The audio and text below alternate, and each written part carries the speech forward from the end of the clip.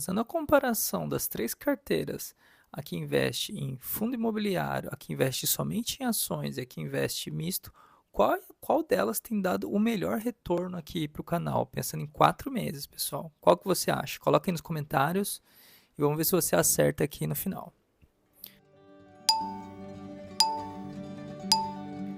Eu vou mostrar aqui primeiro, né, essa carteira que nós temos, ela é mista, né, tá 66% em FIIs, 31% em ações, que está a evolução aqui mês a mês. No caso, nós temos de ações o Banco do Brasil, que está aqui com um certo prejuízo, né? O preço médio está em 23,68, ele está em 28,83, enquanto outras estão valorizando um pouco, aqui em 5%. O que nós temos aqui de FIIs? Temos só o BTLG, que também está valorizando aqui 0,59%, e temos um pouco aqui em caixa, 1,70. Vamos olhar aqui a parte de proventos. Então aqui a gente já pode ver o quanto que a gente já recebeu aqui, 0,78, 1,56, 5,43, 3,12.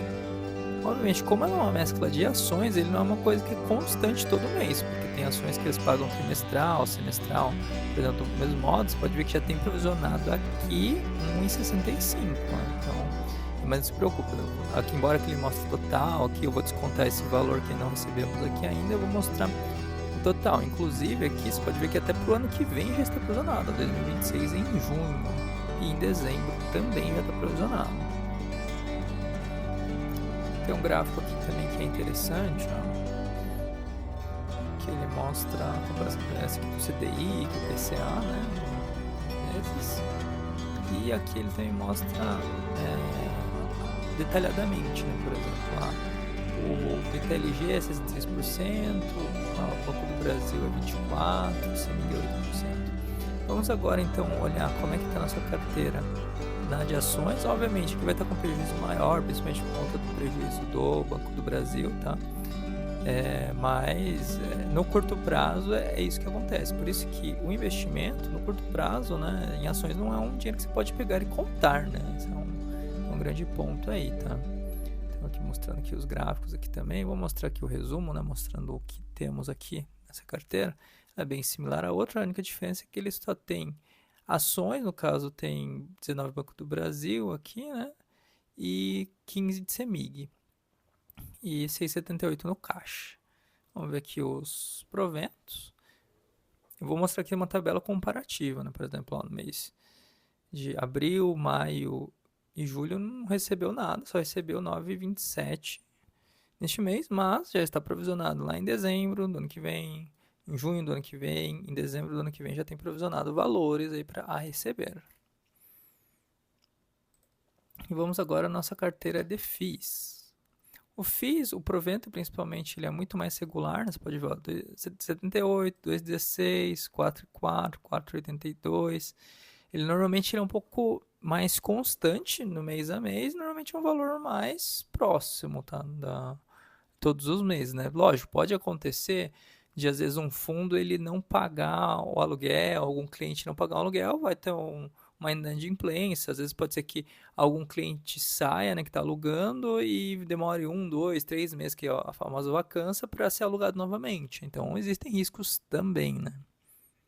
Não é imune ao risco, não. Vamos ver aqui o resumo. 99% aqui em FIIs, em BTLG temos aqui 0,40 aqui rendimento, em MXRF 2,53 e 1,74 de caixa. Vamos ver o quadro comparativo então, quem que está sendo campeão por enquanto, lembrando que isso aqui é curto prazo, 99% aqui em FIIs, em BTLG temos aqui 0,40 aqui rendimento, em MXRF 2,53 e 1,74 de caixa.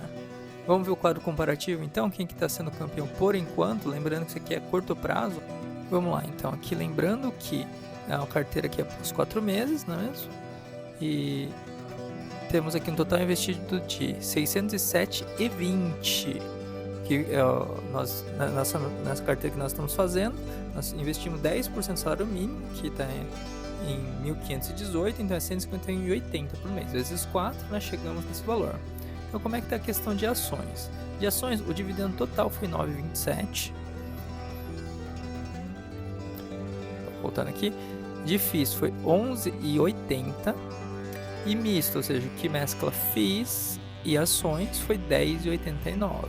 Se você for pensar somente pelo dividendo, talvez seria o maior aqui foi 11,80, mas lembrando que em ações e no misto tem já dividendo a receber em dezembro, junho do ano que vem e dezembro do ano que vem também, então vai ter um valor maior aí. Então na hora de fazer uma análise, tu não vai pensando assim, mas compensa fazer isso, investir tudo. Se você for pensar, eu preciso do dinheiro para daqui um ano, uma coisa assim, é melhor não investir em ações, investe em outra coisa, renda fixa, algum outro lugar, ainda mais com os juros tão altos, né, em 15%, que você vai ganhar mais no curto prazo. Mas pensando no longo prazo, que vai ser uma renda, tudo, vitalício, que vai ter para você,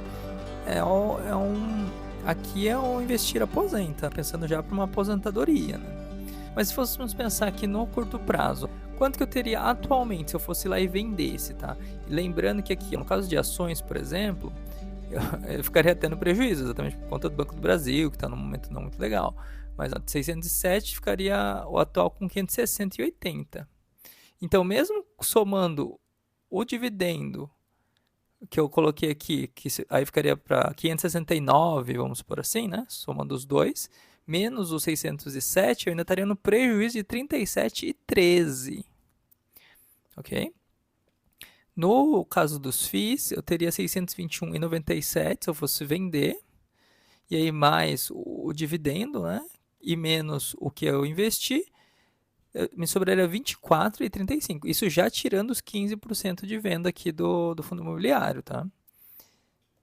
Que na venda do fundo imobiliário você tem que pagar imposto de renda, diferente de ações. Ações, se você vende até R$20 mil por mês, você não paga. Se você vender mais do que R$20 mil por mês, no total, não estou falando de lucro, tá? Estou falando de venda total, você vai recolher imposto de renda também. No misto também, então, pensando aqui nos dividendos e quanto está valendo hoje, né? Você pode ver que o valor total aqui do misto também, ele está menor do que o valor investido, né? Mas mesmo assim teria um lucro de 11,97, pelo menos não estaria no vermelho. Lembrando, né? Tudo isso aqui, análise é pensando num longo prazo. Se for no curto prazo, pode dar esse tipo de prejuízo, né? Então, por que a gente coloca nesse tipo de investimento um dinheiro que a gente não vai ter que usar num curto prazo? Porque se eu precisar vender, imagina se eu estivesse vendendo com ações. Uma ação do Banco do Brasil que inicialmente eu paguei, sei lá, 29, fui baixando o meu preço médio que eu fui comprando conforme as quedas. Se eu fosse vender hoje, estaria R$20, R$21. Então seria um prejuízo, né? Mas a tendência normal das ações, dos fundos também, e os fundos também podem cair, né? Embora aqui nessa análise, nesses 4 meses, os FIIs se deram melhor, não quer dizer que isso aqui vai, no longo prazo, isso aqui vai acontecer mesmo, né? Vamos ver depois daqui um ano e como é que vai estar. Depende muito do momento de mercado. E aqui eu trouxe uma análise baseado no Ibovespa, que é esse gráfico aqui, e o IFIX. O Ibovespa é o índice da Bolsa de Valores das empresas, logicamente, não reflete as empresas que nós estamos trabalhando aqui, né? E o IFIX também não é só o fundo imobiliário que nós estamos verificando. Mas aqui pensando em um ano, vamos pensar aqui no caso das ações, né? Então, se você tivesse comprado aqui, nesse período, e depois tivesse dado essa alta, você falar, nossa, estou no lucro. Mas o contrário também é verdadeiro. Às vezes eu poderia ter comprado aqui, nesse topo aqui, e depois, quando eu estou analisando, eu estou exatamente nesse pior momento, que foi essa menor aqui durante o último ano. E a mesma coisa com os fundos imobiliários. Se eu tivesse comprado aqui, e agora, comparando com agora, eu estou mais alto, mas se eu tivesse comprado aqui, neste valor aqui, um pouco antecedente, baseado no que está, e fosse fazer análise neste momento, eu estaria mais baixo. Então, essa é uma coisa que tem que sempre se pensar. Colocar investimento em renda variável só o dinheiro que você realmente não vai precisar no curto prazo. Porque a tendência, se você olhar até aqui, normalmente, por exemplo, seja de ações ou do IFIX, né? Se eu tivesse comprado aqui, por exemplo, aqui nos 130 mil pontos aqui, o quanto que ele está agora, acho que está sendo 135 por aí, você pode ver que por mais que, beleza, subiu, desceu, subiu, desceu, subiu, desceu, mas mesmo assim, num horizonte de um ano, que ainda eu acho um curtíssimo prazo, já teve um lucro, né? E a mesma coisa aqui com o IFIX, né? Que, por mais que tivesse comprado aqui no início, mas se você for comparar com o atual, ainda está acima, né? Por mais que desceu, subiu, desceu, subiu. Obviamente o IFIX ele oscila menos do que o Ibovespa, né? Do que as ações, até porque ele é um imóvel, né? Ele não tem como ele lucrar tanto, né? E nem como dar um prejuízo tão grande, porque é um aluguel, você está na expectativa de receber o valor do aluguel. Então esse é o ele não oscila tanto, né? Então isso por um certo lado é bom, dá um pouco mais de previsibilidade. Obviamente, vai depender do momento de vida que você está vivendo. Por exemplo, se você está pensando já na aposentadoria mesmo, num curto prazo, talvez seja melhor deixar em fundos imobiliários a maior parte, porque não vai oscilar tanto. Você vai ter uma recorrência mensal, você já vai começar a usufruir do dinheiro da sua aposentadoria.